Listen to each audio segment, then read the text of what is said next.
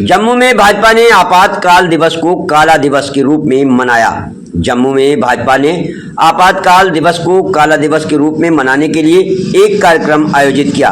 कार्यक्रम की अध्यक्षता जम्मू कश्मीर भाजपा अध्यक्ष रविंद्र रैना ने की, जिसमें वरिष्ठ भाजपा नेता चंद्रमोहन शर्मा, भाजपा जम्मू जिला दक्षिण अध्यक्ष रेखा महाजन, वरिष्ठ भाजपा नेता संजीव चरक, पूर्व उप महापौर जम्मू बलदेव सिंह विसानरिया और अन्य लोग उपस्थित रहे। उल्लेखनीय है कि इस दिन पूर्व प्रधानमंत्री इंदिरा गांधी ने आपातकालीन की घोषणा की थी। जम्मू से क्यूपी न्यूज संवाददाता ऋषि कुमार की रिपोर्ट। वक्तव्य होंगे, लेकिन आप सबको पता होगा कि आपातकाल का ये काला दिन, जिस दिन ये 1200 की कैपेसिटी है, वहाँ 3300 लोगों को एक साथ घुसा गया, तो ये यातनाएं थी। धन्यवाद जी।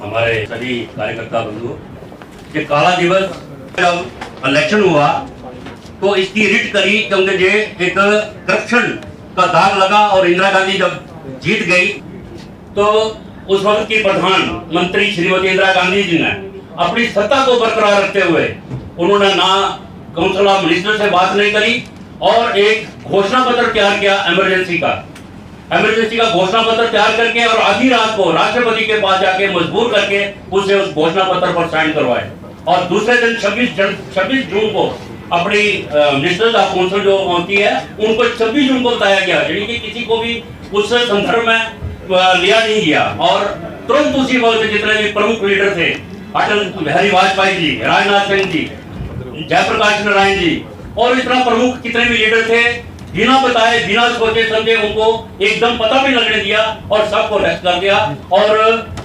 2-3 दिन के अंदर उन्हें 1,40,000 पूरे हिंदुस्तान से नेताओं को, वर्करों को, कार्यकर्ताओं को इस तरीके से जहां जेलों में बंद कर दिया गया। आपातकाल मतलब जितना पूरा देश को ही बंदी बना दिया, पूरी जुडिशरी बंद कर दी, जो पेपर थे उनके ऊपर बैन लगा दिया ताकि वो इंदिरा गांधी के खिलाफ जो कुछ संविधान की धज्जियां कैसे उड़ी। जम्मू कश्मीर में जहां की असेंबली जो थी, अब हिंदुस्तान में कोई कानून पास होता था जब तक असेंबली का पास नहीं होता था तब तक जम्मू कश्मीर में लागू नहीं होता था, लेकिन 25 जून को रात को इमरजेंसी लगती है और 26 जून को जहां भी पकड़ धकड़ करके जो हमारे जहां बैठे मोरारी जी बैठे हैं, महेश अरोड़ा जी बैठे हैं, बहुत सारे प्रमुख, चंद्रमोहन जी बैठे हैं, अशोक जुरिया जी बैठे हैं, इनको घरों से जाके पकड़ के और मेरे ख्याल में और भी काफी सारे मैं नाम नहीं ले पाऊंगा जहां काफी लोग उस वक्त के जो बैठे हुए हैं, इनको घरों से पकड़ के जेलों में ठोक दिया। मेरे ख्याल में महीने के चलता रहा, कई लोगों को 12 महीने जेल में रखा गया। सारा फोकस कश्मीर के ऊपर ही होता था और केंद्र सरकार का फोकस कश्मीर के अंदर होता था। प्रजा परिषद किन परिस्थितियों में संघर्ष करती थी, थोड़ा सा मैं आपको बता रहा हूँ।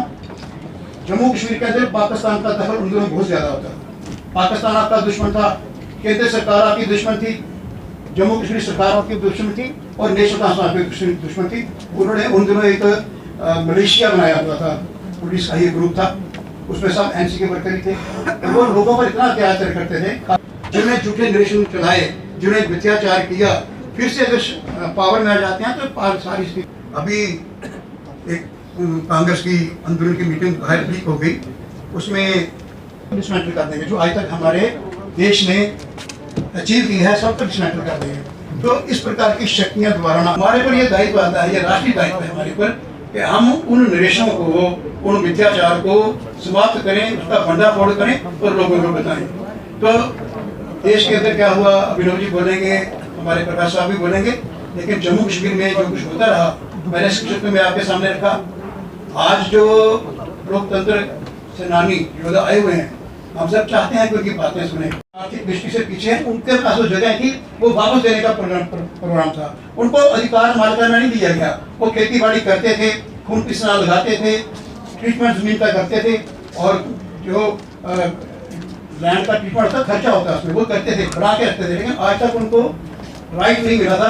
कहीं वो आर्मी में आ जाती तो सारा जो उसका मुआवजा था वो डिपार्टमेंट देता था, उनको नहीं मिलता था। तो ये अनुसूचित जाति के लिए कितना इनके मन में लगाव था ये आप समझ सकते हैं। आज देश के अंदर ये बहकाया जा रहा है कि सरकार जो है रिजर्वेशन बंद कर देगी। रिजर्वेशन तो आपने कब खोली, जब अमरनाथ नाम का एक शहीद जिसने सेक्रेटरी के सामने भक्त अमरनाथ जी सेक्रेटरी के सामने बर्न रखा तब तक रिजर्वेशन नहीं, वन के सेक्रेटरी के सामने बैठा था, सेक्रेटरी से कोई एमसी का या कांग्रेस का एमएलए आकर उसको पूछता नहीं था, उसकी बात नहीं सुनता था।